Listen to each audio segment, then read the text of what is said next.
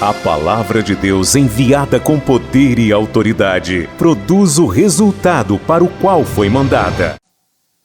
Nós vamos fazer a leitura da palavra de Deus, minha gente, apenas do início do versículo de número 2. Hebreus, capítulo 12, versículo de número 2. Quantos acharam, digam amém. Escrito assim, ó. Olhando para Jesus, o autor e consumador da fé. Amém? Olhando para Jesus, autor e consumador da fé. Quantos creem nessa palavra? Na primeira quarta-feira, aliás, na primeira sexta-feira, nós falamos que o impossível está a 30 centímetros de nós, que é justamente a distância média entre o coração e a nossa boca.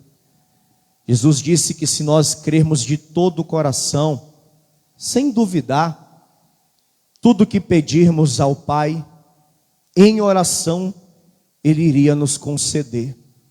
E o impossível nós viveríamos. Na última sexta nós falamos que o impossível está na palma de nossas mãos. Quando nós liberamos a palavra poderosa sobre as nossas vidas, sobre a vida daquele que está à nossa volta, assim como dissermos, será feito. E hoje nós iremos ouvir que o impossível está diante dos seus olhos. Amém? Diante dos teus olhos. Mas para isso você tem que olhar somente para Jesus, que é o autor e o consumador da fé. Quantos creem nessa palavra? Então desocupe as suas mãos e vamos aplaudir bem forte, bem alta a palavra de Deus. Senhor nosso Deus e nosso Pai, venha falar conosco, com cada um de nós agora, através da pregação da Tua palavra. E o nosso objetivo nesta noite é ouvirmos a Tua voz mais uma vez. Então desde já que o homem diminua, que o Senhor cresça. Unge os meus lábios, fala através de mim. Remove os bloqueios, não deixa nada atrapalhar. Envia a Tua palavra com poder e autoridade. E que esta palavra que é poderosa vá e prospere para o qual ela é mandada. Em nome do Senhor Jesus. Digam amém, Jesus. Digam graças a Deus. Glória a Deus. Podeis tomar o vosso assento, por favor. Sentem-se, por gentileza. Dos 5 sentidos do ser humano, 2 deles estão ligados diretamente com a fé. São eles a audição, como também a visão. Quando nós levamos em consideração que Jesus disse que tudo é possível ao que crê, mas quando nós lembramos do que disse Paulo, que a fé vem pelo ouvir, e o ouvir pela palavra de Deus, então o que é que eu entendo? Só pode haver fé em mim se a palavra estiver em mim. E eu tenho que ouvir a palavra, para que dentro de mim haja a fé. Sendo assim, a audição é muito importante no processo da fé, é muito importante para que nós possamos viver resultados da parte de Deus. E o segundo sentido, junto com a audição, é a visão. Dependendo de como os nossos olhos, ou dependendo de como nós queremos enxergar as coisas, nós vamos poder agir a fé, viver pela fé e ver os resultados da nossa fé. A palavra vai dizer, minha gente, que nós não podemos andar por vista. Mas por quê, povo de Deus? Por fé. Mas aquele que tem fé, ele tem uma visão diferenciada da visão comum, da visão natural. É aquela pessoa que vê pela fé. É aquela pessoa que tem a capacidade de enxergar pela fé.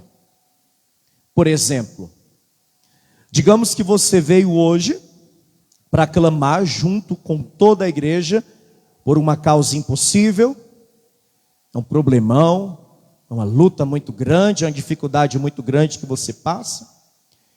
E aí, os olhos naturais, que não são da fé, só enxergará o quê? O problema. Só enxergará a dificuldade. Não vai ver saída, não vai ver solução, só vai ver as coisas se agravando, indo de mal a pior. Porque essa é a natureza humana. Esse é o olhar natural. Mas quem vive pela fé e enxerga pela fé, no meio de toda dificuldade, a pessoa começa a ver uma saída. Você está entendendo? No meio do labirinto, no meio de tudo aquilo que está ruim, você começa a ver ali uma solução. Você começa até a enxergar algo bom, mesmo em meio às coisas ruins que você possa estar vivendo. E quando eu passo a enxergar pela fé, aí eu me convenço de uma vez por todas que nada é impossível para o Deus que eu sirvo. Nada. Absolutamente nada. O que é impossível para mim, quando eu olho com os olhos da fé, o meu Deus é poderoso para tornar possível. A única, digamos que condição, o único quesito é o crer. Jesus perguntou: tu podes crer? Tudo é possível ao que crer. Se você veio, não só hoje, mas na primeira, na segunda, sexta e finaliza hoje, na terceira, o que você escreveu no pedido, o que está no seu coração, o que está nos seus pensamentos, aquilo que você tem falado para Deus em casa, orando quando acorda, orando quando vai dormir, aquilo que às vezes você fica pensando até mesmo o dia inteiro na expectativa, Deus vai fazer, vai acontecer, eu vou conseguir, eu vou conquistar, eu vou superar, eu vou contar o meu testemunho. Tudo isso, minha gente, é para quem enxerga pela fé, é para quem vê pela fé, e quem viver pela fé, o impossível Deus fará. Amém? Mas para isso, vamos observar algumas coisas. Trouxe caneta e papel para fazer as anotações. Já abra comigo no segundo livro de Reis, no capítulo 6, por favor. Segundo livro de Reis, capítulo 6. Deixa aberto aí, por gentileza. Deixa aberto aí, por favor.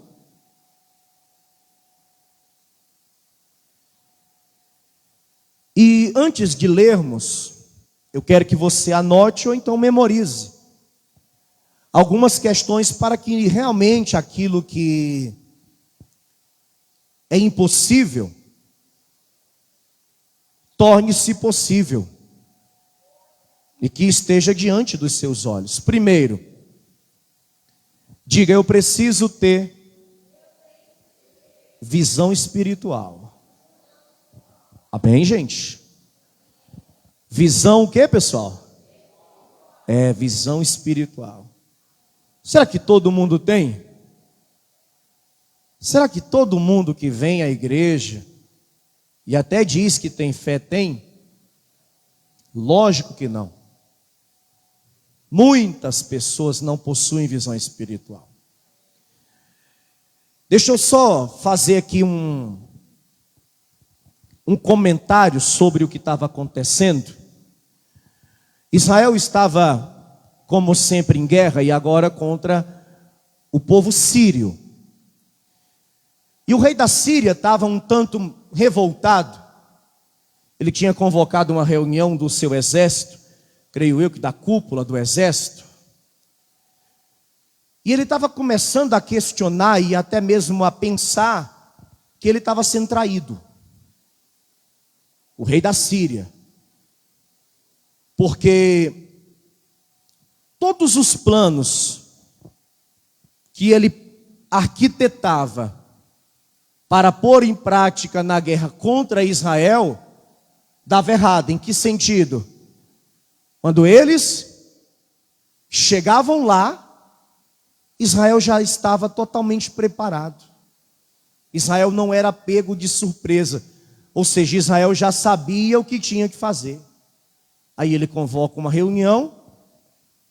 E, em outras palavras, ele diz assim: tem um traidor entre nós.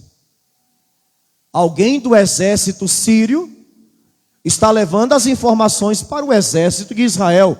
Não é possível, porque afinal de contas, todo o planejamento que nós fazemos, na hora de colocar em prática, o exército de Israel já está mais do que preparado. Alguém está nos traindo.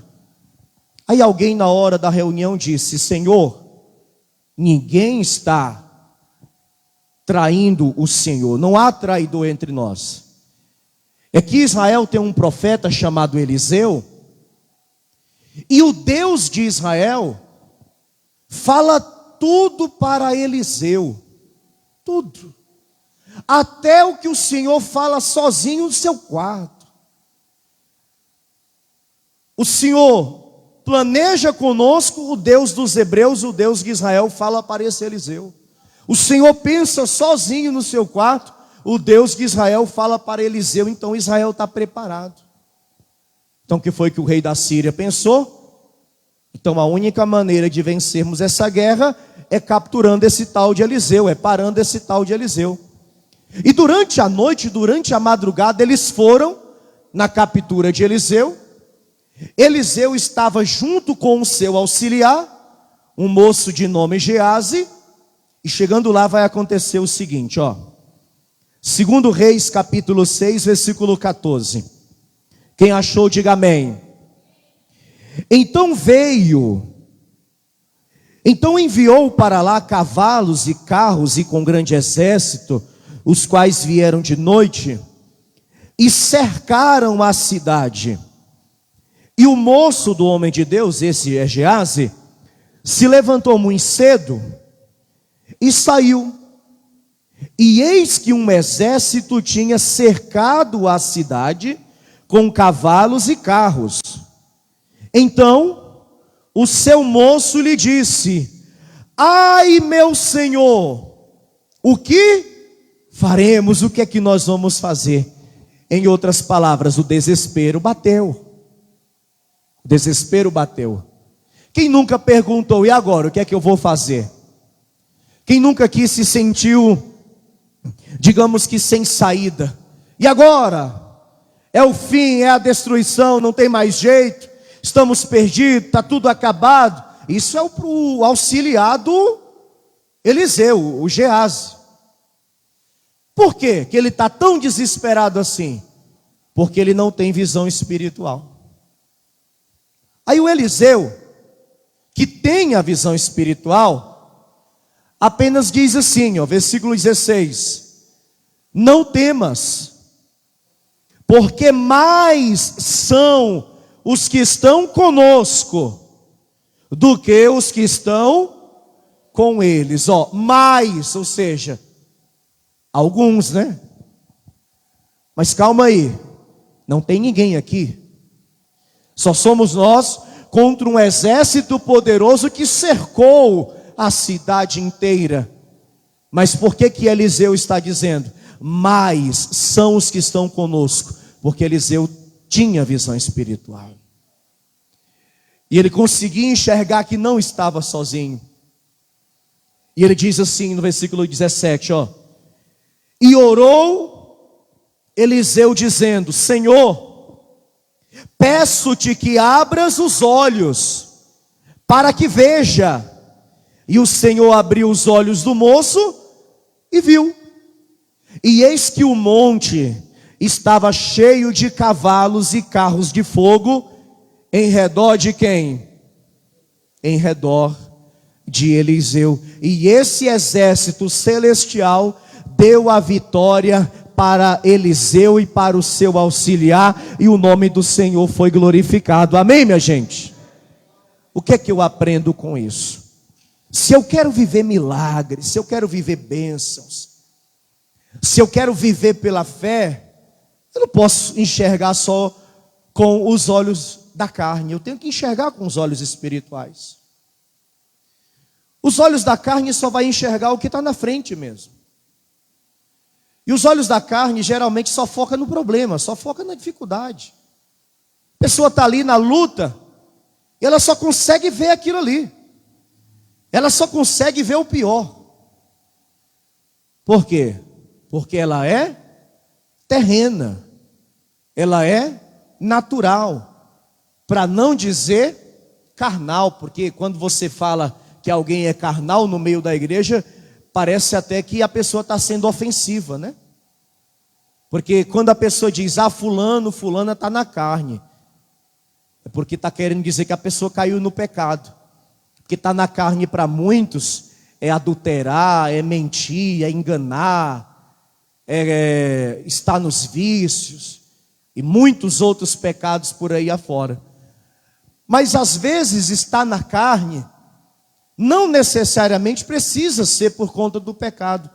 É estar na carne pelo fato de não ter espiritualidade nenhuma para conseguir enxergar na pior das piores situações algo bom, uma solução, uma saída e principalmente ver Deus. Quem é carnal ou natural nunca vai conseguir ver Deus agindo. Nunca vai conseguir ver a saída, nunca vai conseguir ver a solução. E aí, é fácil da gente fazer aqui uma somatória, né? Paulo falou que as coisas do Espírito só entende quem é espiritual. Quem já leu isso aqui na Bíblia? Então, muito bem. A fé vem pelo ouvir. Ouvir o quê? A palavra. Mas eu só vou entender a palavra que é espiritual se eu também for espiritual. Então vamos fazer a soma. Se eu pegar a Bíblia para ler na carne, vai ser um livro de história. Não vai ser a palavra de Deus revelada a mim. Eu posso ler todo dia, mas se eu ler de maneira carnal e de maneira natural, nada relacionado à fé estará em mim. Quem está compreendendo? Eu posso vir nesse culto, ouvir o pregador 40 minutos, 1 hora, mas se eu não for espiritual, vai entrar em um ouvido, vai sair do outro. Eu não vou entender nada. Por quê? Porque eu sou natural. Agora, quando eu sou espiritual, é incrível. Você começa a ler, aí parece que as letras começam a se embaralhar, e Deus começa a falar outras coisas, e você começa, eu às vezes começo a rir, e ficar admirado. Já teve gente que chegou para mim e disse assim: pastor, eu já li isso aí 500 vezes, mas eu nunca tinha visto da maneira que no qual o Senhor passou hoje aqui. Como é que isso funciona? Olha, o segredo, digamos assim, é buscar a Deus em oração, em jejum, se desviar do mal, buscar agradar a Deus e ter cada dia mais interesse pela palavra. Você entende isso, minha gente? E aí eu vou lendo, olha só, eu vou lendo, vou ouvindo pregação, vou orando, vou buscando, vou me tornando espiritual. Aí o que é que vai crescendo dentro de mim? A fé. Aí a fé vai crescendo. Aí eu vou te dizer uma coisa: quando a fé ela cresce a cada dia dentro de você, nada mais te abala, nada mais te entristece, nada mais te põe medo, nada mais tira o teu sossego, você não tem mais angústia nenhuma, e até as coisas mais difíceis, você consegue manter-se firme, porque você sabe que tudo é possível ao que crer. Amém, minha gente? Então, Eliseu disse assim: Senhor, abre os olhos dele para que ele veja. Eu quero fazer isso agora, você recebe? Feche os olhos, os naturais, mas os olhos espirituais serão abertos agora, em nome de Jesus. Senhor, abre os olhos desse povo, para que eles possam ver, para que eles possam enxergar pela fé, para que eles possam viver pela fé. E essa fé, ó Pai, os farão viver o impossível em suas vidas. Assim seja. Oh glória! Amém? Segundo, abra comigo no primeiro livro, do profeta Samuel, capítulo 17. As coisas não são como você vê, elas são como você quer que elas sejam. Amém, pessoal? Está anotando? O primeiro é visão espiritual e o segundo, as coisas não são como vemos, são como queremos que sejam. Amém?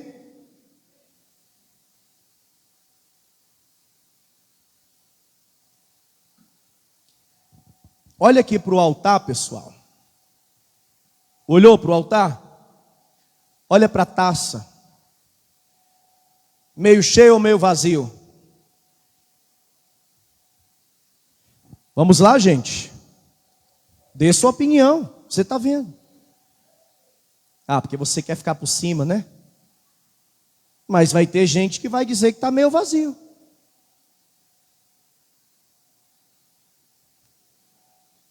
Porque também pode ser meio vazio, né? Sim ou não? Pode. Meio cheio por quê?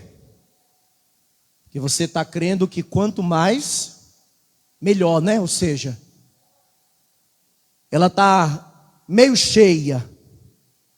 Então está perto de encher. Está perto de alcançar o topo. Só que alguém pode dizer, não, está meio vazio. Está meio vazio. Pelo contrário, está diminuindo cada vez mais. Então não é como eu vejo, é como eu quero que seja. Você entende? Você pode olhar para a sua vida hoje, e desculpa aqui o português bem direto. Não, eu vou filtrar porque é pesado. É melhor filtrar. Você pode dizer que a sua vida vai de mal a pior, meio vazio. Ou você pode dizer que a sua vida está melhorando cada vez mais, meio cheio. Você entende o que eu estou dizendo? Mas pastor, e se eu estiver passando por um problema? Aprendizado. Está só aprendendo os novos problemas que vão vir amanhã. Amém? Pastor, e se eu tiver numa dificuldade tão grande que não é que está meio vazio o copo não, já secou. Uma oportunidade de você enchê-lo, de dar a volta por cima, de fazer tudo novo, de fazer tudo diferente. O problema não é como está o copo, o problema é se você acredita ou não. O problema não é como está a vida, o problema é se você acredita, se você crê ou não. Não esquece, tudo é possível ao que crer. E se todas as coisas cooperam para o bem daqueles que amam a Deus, até na maior luta, algo bom Deus vai tirar daí. Eu não sei o que, mas eu sei que Ele tira. Nem que seja experiência para a próxima. Amém, pessoal? Nem que seja experiência para a próxima. Encontrou aí 1 Samuel 17. O assunto é conhecido, é Davi e Golias. Quando Davi chega diante do acampamento, do arraial, onde estava acontecendo toda aquela situação com o gigante, ele pergunta o que acontece e dizem assim para ele. Versículo de número 25, 1 Samuel 17, 25. E diziam os homens de Israel: viste aquele homem que subiu? Pois subiu para afrontar Israel. Há de ser, pois, que ao homem que o ferir, o rei o enriquecerá de grandes riquezas, lhe dará sua filha e fará isenta de impostos a casa de seu pai em Israel. Então falou Davi aos homens que estavam com ele, dizendo: que farão aquele homem que ferir, olha o detalhe, a este filisteu? Diga comigo, a este filisteu. Chamou o Golias de gigante? Chamou como? Filisteu. Agora Davi vai ser mais ousado ainda. Olha a continuação. Quem é, pois, este incircunciso filisteu? Diga, quem é esse filisteu? Para afrontar os exércitos do Deus vivo. Era só um homem que tinha o triplo do peso de Davi, o dobro da altura, um homem forte, um homem acostumado a guerrear, que há 40 dias estava zombando, escarnecendo o exército de Israel, e até Saul, que era o rei, estava morrendo de medo. Era só isso. Mas Davi não via ele como gigante. Quem é esse aí? Amém, gente? Amém ou não amém? Quem é esse aí?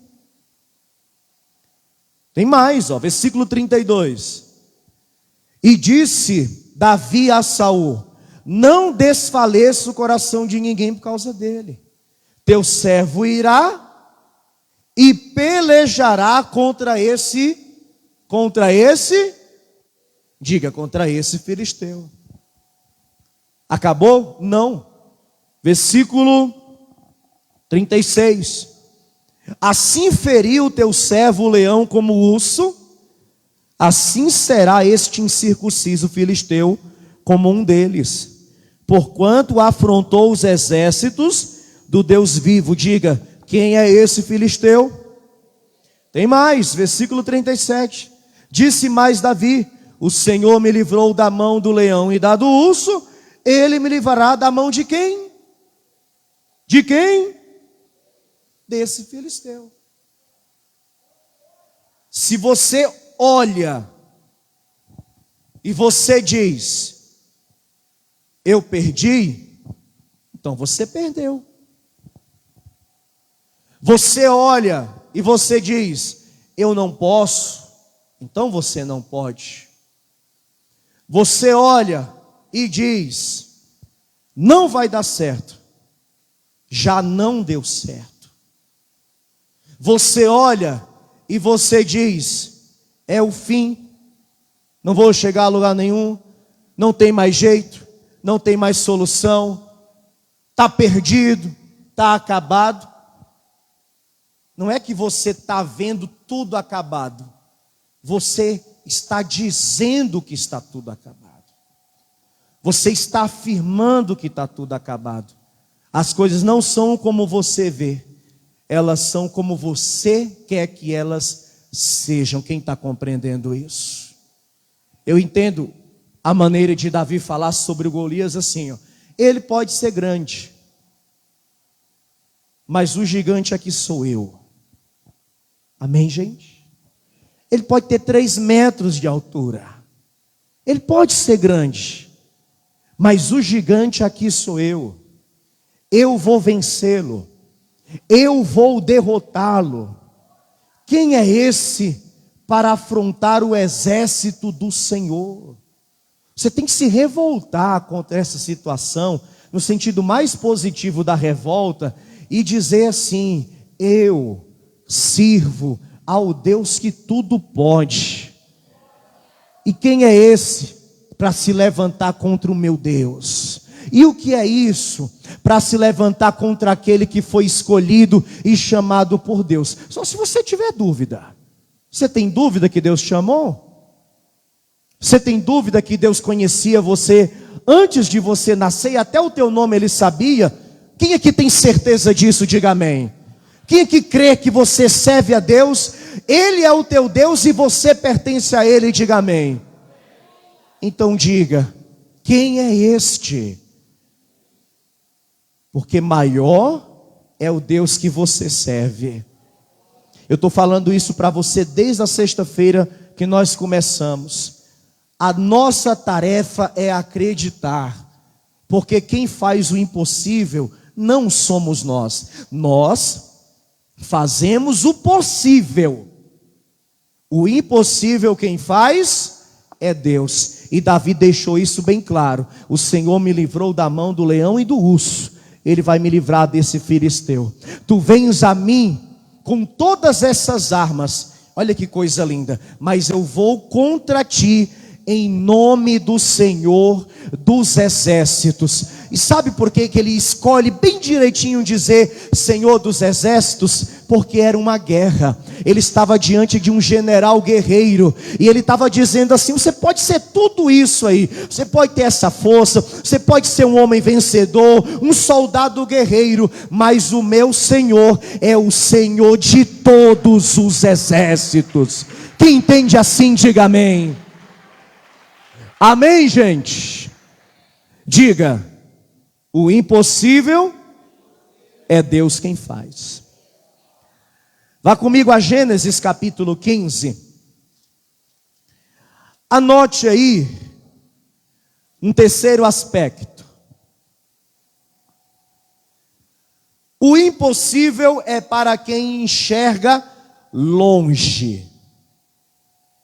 Você poderia repetir, que eu quero que você memorize. Diga: o impossível é para quem enxerga longe. Você já ouviu falar do crente águia e do crente galinha? Quem aqui já ouviu falar do crente águia e do crente galinha? O crente águia é aquele que enxerga longe, mas muito longe. Depois pesquise a respeito das águias. As águias, ela tem como alimento na cadeia alimentar roedores. Roedores. E você sabe que as águias voam muito alto. Muito alto. Mas as águias têm uma capacidade de ver a quilômetros de distância. E ela consegue, do ponto de voo que ela está, observar o roedor lá embaixo, descer, aplanar e conseguir capturar ali a sua presa para poder se alimentar. Visão de águia. Aquele que vê o quê? Aquele que vê longe. Amém? E a visão de galinha? E a visão da galinha? Vai, todo mundo junto. Só vê o que está aqui. Quer viver coisa grande, até sonha, né? Ou pelo menos quer. Porque quem sonha enxerga longe. Porque eu chego a dizer que o sonho, dependendo do tamanho do sonho, é para quem tem uma visão de águia mesmo. E por mais que pareça impossível, a pessoa serve ao Deus do impossível e ela enxerga lá na frente. Você entende isso? E aí, foi até bom nós pararmos para falar sobre isso, para você fazer assim uma análise, nem que seja agora, rápida. se você tem visão de galinha ou visão de águia, ou de alguém que enxerga longe. Dependente da idade que você tenha. Porque outro dia eu disse, tem gente que quando passa dos 40, parece que a vida acabou. Não é verdade. Eu já ouvi dizer que nos 40 é que a vida começa. É ou não é? E o Deus que a gente serve pode fazer acontecer na nossa vida em 2, 3 anos o que você não viveu em 10, em 20, em 30, em 40 anos. Esse é o nosso Deus, minha gente. Só que você tem que enxergar longe. Você tem que visualizar lá na frente, ó, sempre alto, sempre coisas grandes. Não está escrito? Os meus pensamentos são maiores, são mais altos do que os teus pensamentos, disse o Senhor. Mas pastor, o meu pensamento é algo impossível. Eu quero chegar em um patamar de vida, a pessoa que eu quero ser, olhando hoje é impossível. E qual o problema? Teu Deus não é o Deus do impossível? Por que você não pode chegar lá? Quantas vezes a gente vê exemplo de pessoas que vieram de baixo e se tornaram pessoas conhecidas até internacionalmente? Sim ou não? O problema é a nossa maneira de ver as coisas. Aqui, ó, Gênesis 15, no versículo de número 4, Deus fala para o Abrão o seguinte: eis que veio a palavra do Senhor a ele dizendo: este não será o teu herdeiro, mas aquele que de ti será gerado, esse será o teu herdeiro. O Abraão estava meio que borocochô, chorando, reclamando com Deus. Ah, Senhor, porque eu ainda ando sem filhos, e toda a minha riqueza, o Abraão era um homem rico, viu? Abraão tinha posses, e tudo isso eu vou ter que deixar aqui para o mordomo aqui da minha casa, que cuida aqui, que administra aqui a minha casa, o Eliezer, porque eu não tenho filhos ainda. Só que aí, Deus, ele vai reforçar aquela promessa que ele havia feito logo no início: farei de ti uma grande nação, mandando ele olhar para onde, minha gente? Para cima. Enxergar o quê? Lá em cima, ó, versículo 5. Então o levou fora e disse: olha agora para os céus, conta as estrelas, se as podes contar. E disse-lhe: assim será a tua. Eu estou reforçando a promessa. Eu quero que você veja coisas grandes. Abraão não tinha noção do que Deus estava decidido a fazer, né? Abraão não tinha. Você está reclamando aí que não tem um filho. Eu não vou te dar só um. Eu vou fazer de ti uma nação. Olha bem alto. Consegue contar as estrelas? É impossível contar as estrelas. As estrelas são incontáveis. Assim será os teus descendentes. E ainda hoje, tanto judeu quanto muçulmano chama Abraão de pai. Abraão significa pai de multidões. Amém, minha gente? Mas era algo impossível. Quando Deus chamou o Abraão, ele tinha 75 anos e a esposa 10 anos a menos. E depois que a promessa se cumpriu, você sabe que o Abraão tinha 100, né? E a Sara, 10 a menos. Imagina a cena. Um senhor de 100 anos com uma senhora de 90, empurrando um carrinho de bebê. Com um bebezinho no colo. Com 100 anos dá para dizer que é até trineto, né? É tatara não, é tri, tá? Depois de bi é tri. Depois é tetra. Todo mundo tenta, mas só o Brasil. Você não conhece essa não? Só o Brasil é penta. E esse ano a gente vai ser hexa. Deus vai abençoar bem muito o Neymar, né? Para a gente ter uma alegria no final do ano. Imaginou aí uma velhinha, mais um velhinho? Vão perguntar, é o que seu? É seu bisneto? É seu trineto? É o quê? Não, meu filho, é a promessa de Deus. É o meu Isaac, a minha promessa. É tão legal isso aqui, que quando a Sara ouviu que ela ia ficar grávida, ela começou a rir. Aí Deus, você quer rir? Tá bom. Abraão, o nome do menino é Riso. Para todas as vezes que ela for chamar ele, ela dizer, Riso, vem aqui. Que é para lembrar que ela riu da promessa que eu fiz. Você sabe, né, que Isaac significa riso, né? E eu quero que você dê muita risada mesmo. Porque o teu Isaac vai estar nas tuas mãos. Não é um filho não, viu? Fica em paz. Você não vai ficar grávida e nem grávido não, tá? Se esse é o milagre, Deus é poderoso para fazer. A Sara não era estéril e ficou grávida com 90 anos. Deus pode tudo, mas o Isaac é o impossível que você espera, que Deus vai colocar um riso no teu rosto. Amém, gente? E por último, Mateus capítulo 14.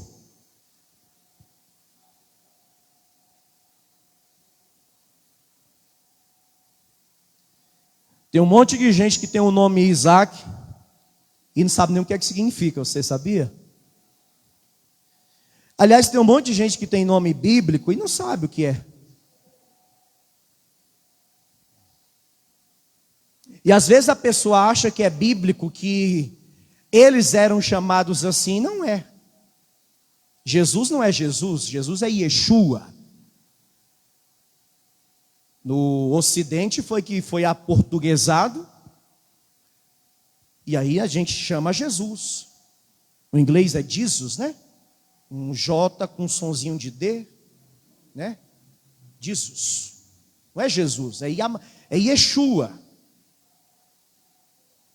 E muitos outros que a gente conhece como João, Ioannes, e muitos outros que a gente aportuguesou e acha que é aquilo, mas não é. Eu ganhei uma Bíblia hebraica de presente, de vez em quando eu fico lendo ela, e é muito interessante o nome hebraico, né? O nome verdadeiro daquele personagem bíblico. Depois você pesquisa, como você vai se surpreender com muitos nomes. Encontrou aí Mateus 14? Anote a quarta e última questão, que é não tirar os olhos de Jesus. Para a gente resumir aqui, porque o assunto também é conhecido, eu fiz questão de pegar só assunto conhecido. Jesus estava pregando a palavra, e em seguida ele multiplicou pães e peixes, e quando terminou de multiplicar os pães e os peixes, ele decidiu ficar por um tempo sozinho, que ele gostava muito de ficar só, Jesus. Em vários momentos você vai ver isso acontecendo. E ele manda os discípulos entrar no barco e atravessar o mar da Galileia. Eu já disse aqui que não é um mar propriamente falando, mas é tão grande, tão extenso, que até ondas tem. Para você ter ideia. Mas é como se fosse um grande lago. Aqui tem lagoa assim, um açude. Aqui tem? Aonde? É grande lá? Dá para pescar? Dá para tomar um banho? A água tem cheiro de lama, né? Eu sei como é que funciona. Mas não é igual o mar da Galileia não, é? Não tem comparação, é muito pequeno. E aí eles foram, gente, eles foram. A Bíblia vai dizer que na quarta vigília da noite, depois de 3 horas da madrugada, o vento começa a bater mais forte. E você sabe que o que forma as ondas é o quê? O vento, né? Vento forte e as ondas começaram a bater no barco, e os discípulos começaram a se assustar. Aí, daqui a pouco eles olham e lá vem um homem andando sobre a água. Que loucura, né? Imagina aí, tu 3 horas da madrugada, já assustado por causa do vento, das ondas. Estava escuro, lógico, né? E de repente lá vem um homem andando. Tranquilo e calmo. Daqui a pouco um grita: é um fantasma. Chamaram Jesus de fantasma, vê se pode. Tinha que ser, né? Versículo 26 de Mateus 14, ó. E os discípulos, vendo caminhar sobre o mar, assustaram-se, dizendo: é um fantasma, e gritaram com medo. Diga: é um fantasma. Para sair na transmissão, vai. É um fantasma. Você acordou, né? Jesus, porém, lhes falou logo: tende bom ânimo, sou eu, não temais. Amém? Aí lá vem o Pedro. Tinha que ser o Pedro, né? Que não é Pedro, é Petrus. Se é o Senhor, se és tu, manda-me ter contigo por cima das águas. Eu quero andar sobre as águas também. Ei, isso é impossível, viu? Isso é impossível. É contra qual lei mesmo da física? A gravidade, né? O que a lei da gravidade diz? Que há uma força que puxa tudo para o centro da terra. Quando você está na água, no máximo com a técnica de nado, você no máximo consegue ficar flutuando, sim ou não? Na água.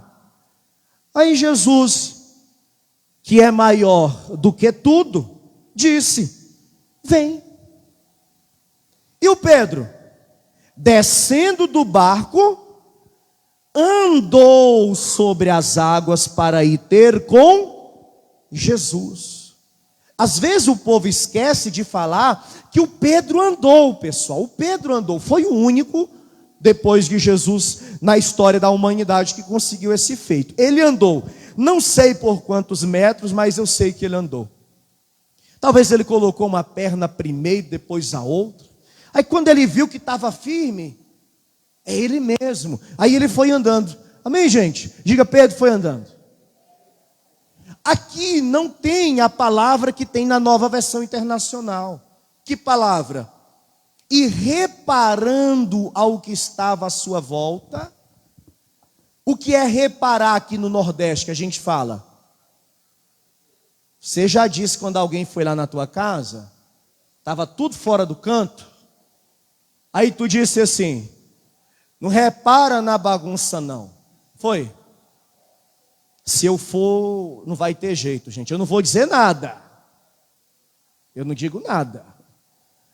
Mas eu sou tão chato com bagunça que eu não consigo fazer de conta que eu não vi. Mas eu fico na minha. Não repara no quê? Ou seja, não fica olhando para o lado, não. E por que o escritor, que aqui é Mateus, diz isso?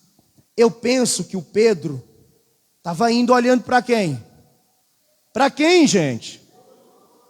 Aí ele começou a reparar no que estava, mas a gente aprendeu o quê? Que para fazer o impossível, não pode tirar o olho de quem? Enquanto ele estava andando, olhando para Jesus, o impossível estava acontecendo, ou seja, ele estava andando sobre as águas. Aí ele começou a reparar. Você tem que parar de reparar no que está à tua volta e olhar mais para Jesus. Você se preocupa demais com as coisas. Você tira muito a sua atenção, você perde a fé muito fácil. Alguém aqui já ensinou um bebê a andar? Quem já ensinou? Ele olha para quem? Para você.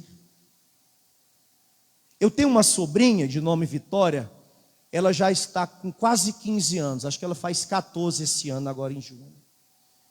E eu tenho outra sobrinha bem mais velha, que um dia nós estávamos na sala de casa, aí Vitória pequenininha, e o nome da outra sobrinha minha é Sandriele. Eu cheguei para ela, vamos fazer ela andar? Ela já estava segurando nas coisas. Aí tá bom. Eu vou ficar aqui desse lado do corredor, você fica do outro. E aí a gente soltava. Vem, Vitória. E ela vinha, gente, olhando, sabe para onde? Para dentro dos meus olhos. Olhando aqui para dentro dos meus olhos. Nunca eu esqueço essa cena. E ela vinha assim, sabe, com aquele sorriso de bebê que está descobrindo coisas novas. E não tirava. Se o bebê olha para você, é porque ele sabe que, querendo ou não, ele está correndo um certo perigo ali. Correndo ou tentando caminhar, né? Mas aquela pessoa que está ali na frente vai segurá-lo. Então ele fica olhando ali naquela expectativa de chegar. Jesus é do mesmo jeito. Não tira os olhos de Jesus. O que foi que nós lemos no começo? Que nós temos que olhar para o autor e consumador da nossa fé. Se você olhar para Jesus, você vai andar sobre as águas. E pastor, então eu vou lá no açude que o irmão falou ali, e amanhã eu vou tentar. Vai nessa, se tu não souber nadar vai dar ruim. Não é isso que eu estou dizendo. Até porque isso aqui é um fato isolado. Você já leu isso aqui em outro canto? Não. Mas um fato isolado nos ensina que até algo que é impossível para o homem torna-se possível quando esse homem está olhando único, exclusivamente para o autor e consumador da sua fé. Amém, gente? Quem recebe essa palavra? Você acabou de receber as boas novas do Evangelho através das mensagens de Paz e Vida. Um oferecimento dos pregadores do telhado. Agora, procure a Paz e Vida mais perto de você e compareça aos nossos encontros especiais. Em Porto Alegre, Avenida Farrapos, 602, a 600 metros do Viaduto Conceição. Mais endereços no site pazevida.org.br ou pelo WhatsApp 11 982 38 3737.